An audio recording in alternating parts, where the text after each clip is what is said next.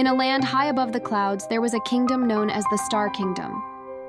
This kingdom rested in the night sky, filled with stars that shone brightly. The Queen Astriana, ruled the kingdom with love and wisdom. In this realm, every star had a special light that spread happiness to the world below.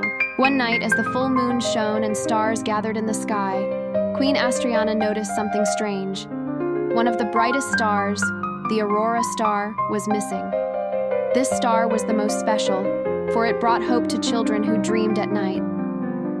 Without Aurora, darkness began to creep over the sky, and the magic of the night seemed to fade. Queen Astriana immediately called her advisors and royal guards to find out what had happened.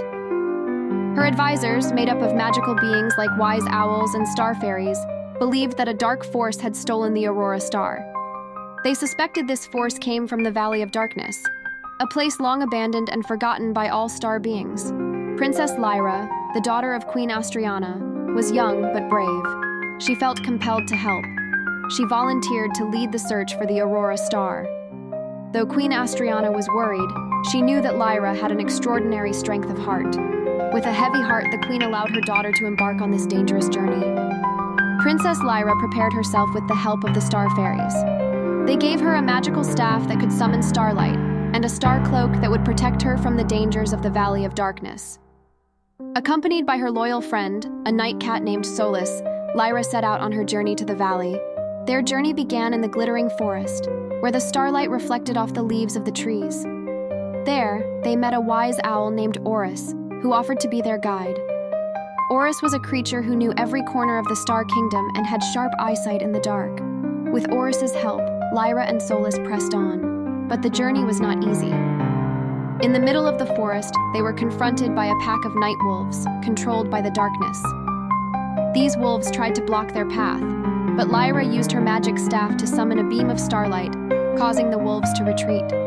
Although they escaped, Lyra knew that this was just the beginning of their challenges. As night deepened, they reached the edge of the Valley of Darkness.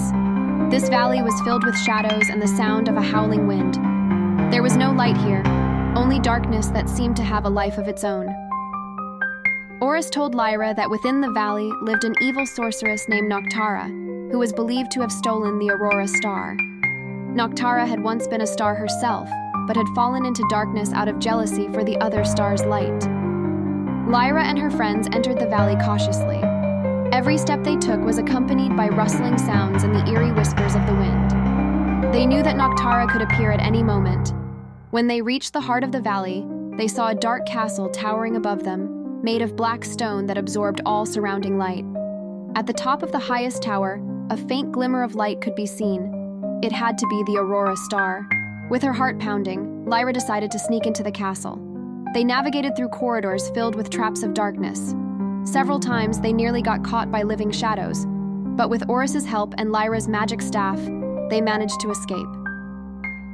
Finally, they reached the main hall, where Noctara was waiting.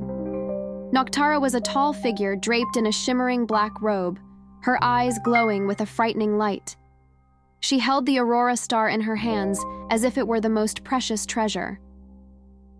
Lyra approached Noctara with courage, pleading for her to return the Aurora Star, but Noctara laughed and refused.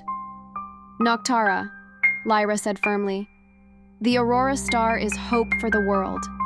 Without its light, children's dreams will disappear. You cannot keep it for yourself." Noctara fell silent for a moment. There was sadness in her dark eyes. "I was once a shining star," she said slowly, "but I was ignored, cast aside because my light wasn't as beautiful as the others. So I chose the darkness." Lyra stepped closer carefully. "Darkness isn't the answer. Every star has its own light, and you have a place in the sky too. You just need to find your light again." Lyra's words touched Noctara deeply. The sorceress felt something she hadn't felt in a long time: hope. With trembling hands, she returned the Aurora Star to Lyra. "Take it back," she whispered. Lyra accepted the star with gratitude. As she held the Aurora Star, a bright light spread across the valley, driving away the darkness that had engulfed it. Noctara's black castle began to transform, becoming a glittering crystal palace. Noctara herself changed back into a star and floated up into the sky to find her place among the others. With the Aurora Star in hand, Lyra, Solis, and Oris returned to the Star Kingdom. As they arrived, the entire sky welcomed them with a radiant display of light. Queen Astriana embraced her daughter warmly, and the whole kingdom rejoiced at the return of the Aurora Star. That night, the Aurora Star shone brighter than ever before, spreading hope and dreams to the world below.